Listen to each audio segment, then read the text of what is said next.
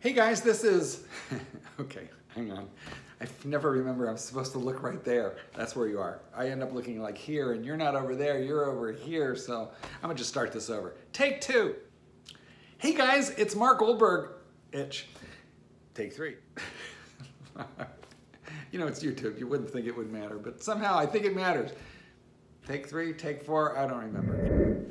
I don't remember what it is, but anyway, it's gonna be the final one. Watch this, I'm gonna do it. I'm gonna power through. Hey guys, it's Mark Goldberg from Mark Vlogs Watches, and today I am about to put a watch of questionable parentage back in the box.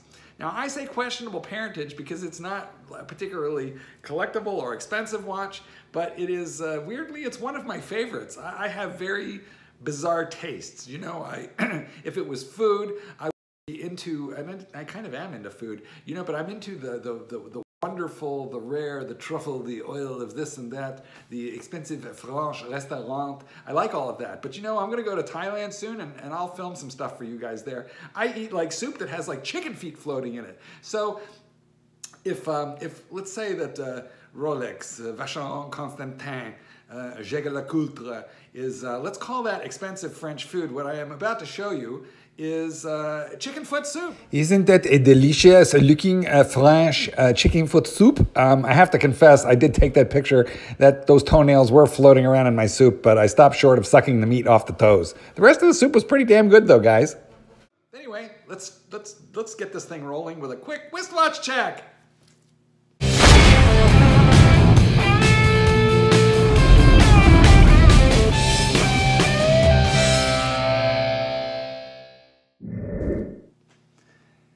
And this is the watch that we're going to be talking about, so let's get started.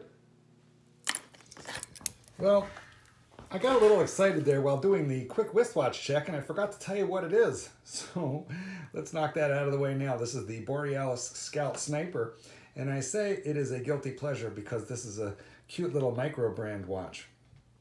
I'll put the specs up here. We're just going to fly through the specs of the Borealis Scout Sniper, but you can slow this down or freeze frame it to have a closer look.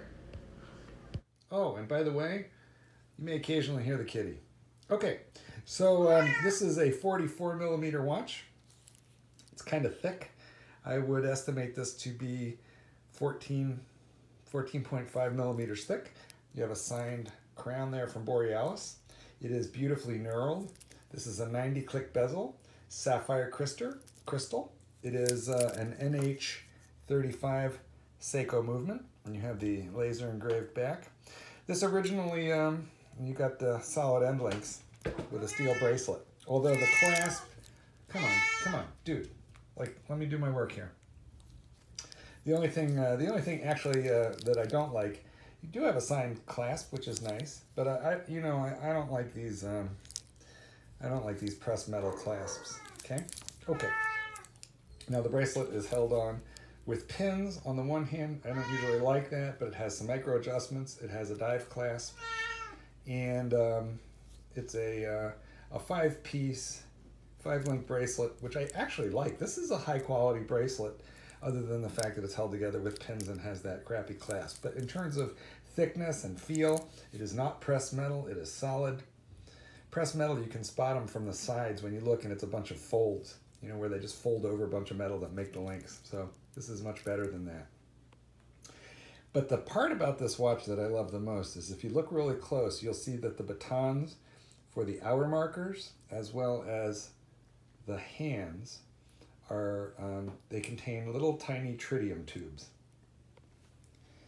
Now, zeroing in on the hands there. But you can see them clear as day. A little hard to see on the hands. The light is an issue now. Plus that hand position not helping me at all, is it? It's 3:15. And then you have the date there right at the between 4 and 5 p.m. Now the bezel is it's got a little ceramic insert, and there's also a little teeny tiny tritium tube right there for orientation. So instead of a Loom pip, you actually have Loom tritium tube. Now, tritium tubes are cool because they are little tiny tubes of glass painted with a phosphorescent paint on the inside and then filled with radioactive gas that reacts to the paint in those tubes. Dude, really? Go eat something. And what that reaction does is it creates light. So this is a watch that does not need to be charged. It will glow like a torch for 24 hours a day for about 25 years, and then I assume you need to get a new dial. Oh, and there is a tube right there on that seconds hand. So this is a really cool watch for nighttime or movie use, that kind of stuff. That particular tritium tube glows red, so that you can always kind of orient the watch, as well as using that Loom pip also. Now, although I like the bracelet, and it is now showing full satin brushed, I will show you a picture of the bracelet as it originally was sold to me. And on that picture, you will see that this link and that link, those two chubby center links, but not the very thin middle center link, but this guy and that guy, the way the bracelet comes, those are high polished. And I just thought that looked stupid. This is a tool watch, and I felt that the entire bracelet should be brushed finished. So I took a 3M scrubby right off of like, you know, my dish sponge, and I just buffed them so that the high polish turned matte. And honestly, you really can't tell where I did that. By the way, that polished surface led all the way up here and all the way up onto the lugs of the watch. And so I had to get up onto there with a scrubby too. It's a little hard to tell from this picture, but I think if you look close, you can see the high polish links right there off the lugs and in the center of the picture, and it just didn't look right. So I scrubbed that out. Stuff that I like and don't like about this watch. I love the look and also the heft and the feel. Although this was a $350 watch, it's long since sold out. I managed to buy one of the very last ones from Borealis, and they just blew their last couple watches out at $300. So that's what I paid for this. And although it's 44 millimeters lug to lug, I don't know what this is. I would assume this is probably about 50 millimeters.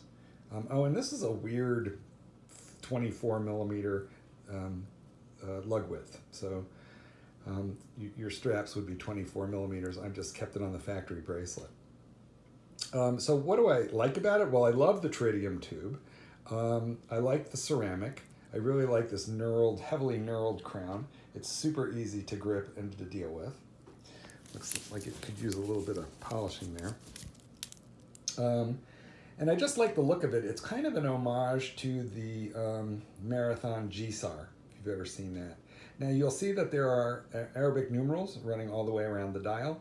Those are painted with some kind of fairly weak loom, so those will glow for a little while and fade out, but you can read this watch 24/7 wherever you are anyway because of those tritium tubes. Really, for me, the weak spot was these brushed couple of links that I took care of, and the other weak spot, can you hear that? That's just a disappointing action on this bezel. It's real functional. It's a 90 click bezel, but there must be a very, very cheap tinny clip somewhere in here to retain this bezel between clicks. And it does have, not a lot, but it has a little bit of backplay. Also, this particular model was notorious for not lining up perfectly. That's about as lined up as I can get it, I think. And you can see it's a little off. It's hard to deduce with the camera. Like there, if I hold the angle just so, it looks like perfectly lined up. And to the eye, it's really close, but it's not 100%.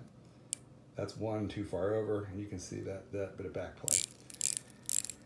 I'm gonna fix it because my OCD will go into high gear. So this is a watch that I will wear out and about, although frankly it's a watch that I'm more likely to sleep in than anything else, but you know, I'd be happily able to wear it to the gym or swimming, anything like that. Although the dimensions of the case are quite wide at 44 millimeter, an awful lot of the eye is completely drawn to the black dial in the center, and therefore, really, you know how you are. And so this watch, even though it is a hefty, chunky watch, it wears pretty small. I have to say, I have other 44 millimeter watches that wear much bigger than this one. I really like it. Hope you enjoyed this video. Hope you enjoyed the cat. If you did, please like, subscribe, do all those nice things, and hey, let's meet up and we'll do it again.